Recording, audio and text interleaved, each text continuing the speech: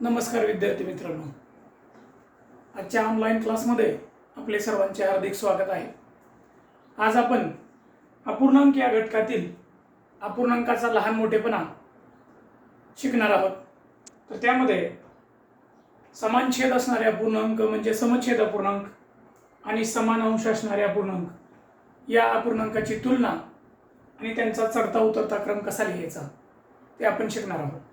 बघा, सर्वप्रथम या भागामध्ये मी काही उदाहरणे दिलेले आहेत आणि त्याच्यामध्ये आपल्याला तुलना करायची आहे।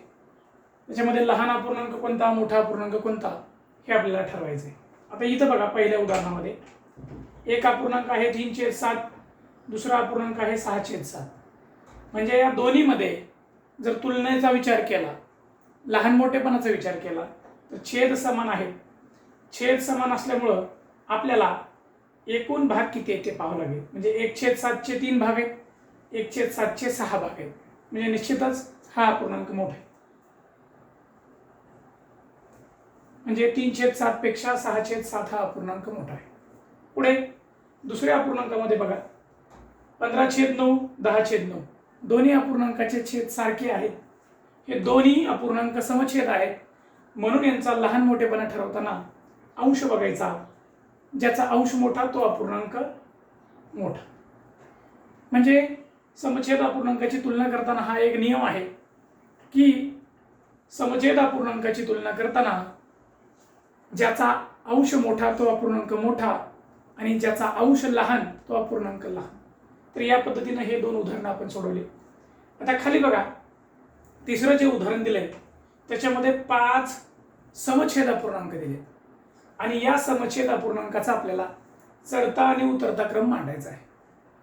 स्पर्धा परीक्षेमध्ये असे अपूर्णांक येतात, 4थी शिष्यवृत्ती असेल, 5वी नवोदय असेल किंवा वेगवेगळ्या ज्या स्पर्धा परीक्षा आहेत त्याच्यामध्ये अपूर्णांक दिलेले असतात आणि याचा चढता किंवा उतरता क्रम मांडून सुरुवातीपासून तिसरा अपूर्णांक, शेवटून दुसरा अपूर्णांक, शेवटून 5वा अपूर्णांक किंवा सुरुवातीपासून पहिल्या 2 अपूर्णांकाची बेरीज, असे वेगवेगळे उपयोजनात्मक प्रश्न त्या ठिकाणी येत असतात। मग त्याच्यातलाच आपल्याला महत्त्वाचा भाग आहे चढता क्रम कसा मांडायचा आणि उतरता क्रम कसा मांडायचा। हे आलं की आपल्याला पुढचं एक अगदी सोपं जातं। आता याचा चढता क्रम लिहायचा आपल्याला। चढता क्रम लिहिताना कधी पण काय करायचं, दिलेल्या अपूर्णांकापैकी सर्वात लहान अपूर्णांक अगोदर लिहायचा। मग आता या 5 अपूर्णांकापैकी ज्याचा अंश लहान तो लहान अपूर्णांक, म्हणजे पहिल्यांदा लिहावं लागेल आपल्याला 1/8। त्याच्यानंतर त्याच्यापेक्षा मोठा, मग 2 नंबरचा 2/8, त्याच्यानंतर 3/8, त्याच्यानंतर 5/8 आणि सगळ्यात शेवटी सगळ्यात मोठा अपूर्णांक 7/8। म्हणजे बघा, याचे नंबर देत असताना कसा करायचा, लहान अपूर्णांकाला 1 चढता क्रम मांडताना, त्याच्यापेक्षा मोठा 2, त्याच्यापेक्षा मोठा 3, त्याच्यापेक्षा मोठा 4 आणि शेवटी 5वा जो आहे तो सर्वात मोठा आहे। अशा पद्धतीने आपल्याला चढत्या क्रमाने याची मांडणी करता येईल। आता चढता क्रम मांडला आपण, जर तुम्हाला परीक्षेमध्ये अशा अपूर्णांक दिले आणि उतरता क्रम मांडा तर त्यावेळेस काय करायचं, सर्वात मोठा अपूर्णांक अगोदर घ्यायचा। मग आता सर्वात मोठा अपूर्णांक म्हणजे हा 5 नंबरचा, मग त्याला लिहायचं 7/8, त्याच्यानंतर 5/8, त्याच्यानंतर 3/8, त्याच्यानंतर 2/8 आणि 1/8। आता यांचा चढता क्रम उतरता क्रम मांडला की आता याच्यावर वेगळ्या पद्धतीचे प्रश्न कसे असतात की दिलेले हे अपूर्णांक चढत्या क्रमाने मांडून पहिल्या 2 अपूर्णांकाची बेरीज केली तर किती येईल। आता पहिले 2 यांची बेरीज करायची, 1/8 आणि 2/8 म्हणजे हे किती होतात, 3/8। तर अशा पद्धतीने वेगवेगळ्या प्रकारचे प्रश्न विचारले असतात। तसंच उतरत्या क्रमाच्या बाबतीत आहे, हे दिलेले अपूर्णांक उतरत्या क्रमाने मांडल्यास शेवटून तिसरा अपूर्णांक कोणता। आता शब्द कोणता आला बघा, शेवटून। शेवटून म्हणजे उतरता क्रम मांडल्यानंतर शेवटचा, हा शेवटून पहिला, शेवटून तिसरा हा दुसरा आणि हा तिसरा, म्हणजे हे उत्तर असणार आहे। तर अशा पद्धतीचे वेगवेगळ्या प्रकारचे उदाहरण आपल्याला सोडून पाहावे लागतील आणि त्याच्यातून आपल्याला हे शिकता येईल। आता या बाजूला बघा, समान अंश असलेले अपूर्णांक आहेत आणि त्याची तुलना इथं आपल्याला करायची। तर इथं बघा, पहिल्या अपूर्णांकाच्या जोडीमध्ये दोन अपूर्णांकाचे अंश सारखे, इथं छेद सारखे होते, इथं अंश सारखे. आता अंश सारखे असल्यावर समान छेद असलेल्या अपूर्णांकाचा नियम लागू होणार नाही. तर इथं कोणता नियम होईल? त्याच्या उलटा होईल.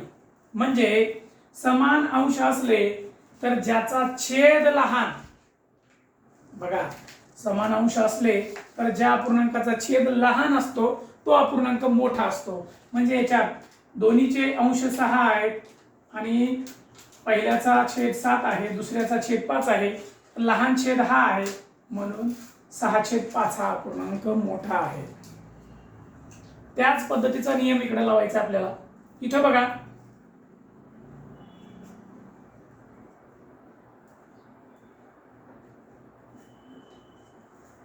समान अंश आहेत, 12 आणि 12 हे समान अंश आहेत आणि याच्यामध्ये पहिल्याचा छेद 9 आहे आणि दुसऱ्याचा छेद 13 आहे.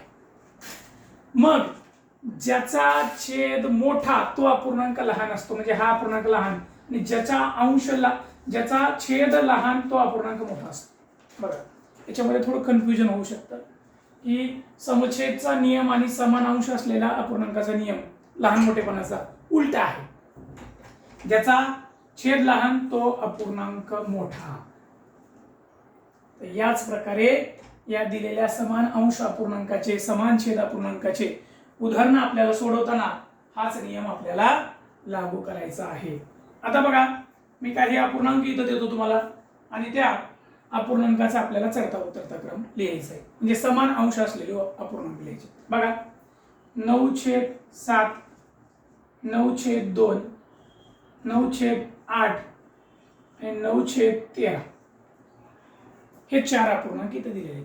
या चारही अपूर्णांकाचं जर निरीक्षण केलं तर प्रत्येक अपूर्णांकाचा अंश हा 9 आहे, म्हणजे हे समान अंश असलेले अपूर्णांक आहे.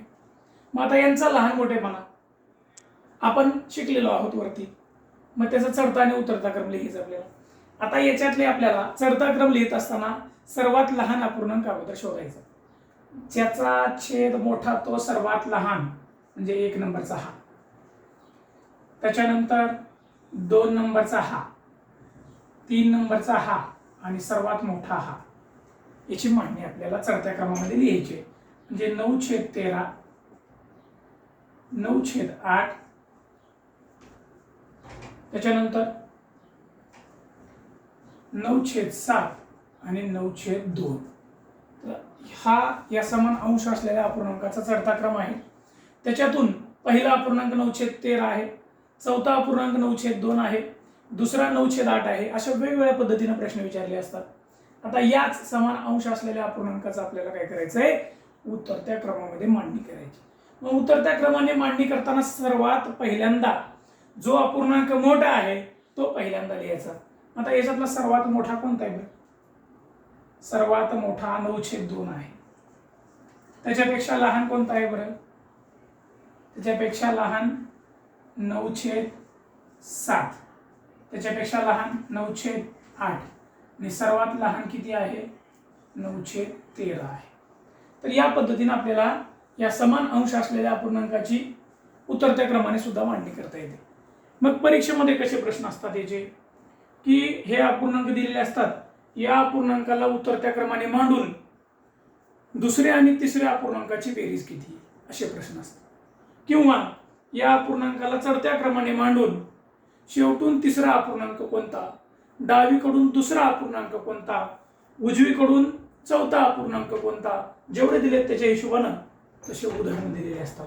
तर अजिबात त्याच्यामध्ये कन्फ्यूज व्हायचं नाही की समछेद मधला जो नियम आहे तो नियम इथे लागू होणार नाही, त्याच्या उलटा नियम इथे लागू होणार आहे. तर अशा पद्धतीनं आपल्याला समान छेद असणाऱ्या अपूर्णांकाचा लहान मोठेपणा आणि समान अंश असलेल्या अपूर्णांकाचा लहान मोठेपणा या उदाहरणाच्या माध्यमातून आपल्याला शिकता आलं. याची जास्तीत जास्त उदाहरणे तुम्ही काय करा, सोडवा आणि त्याच्यात काय अडचण असेल तर मला कमेंट करा. तर धन्यवाद मित्रांनो.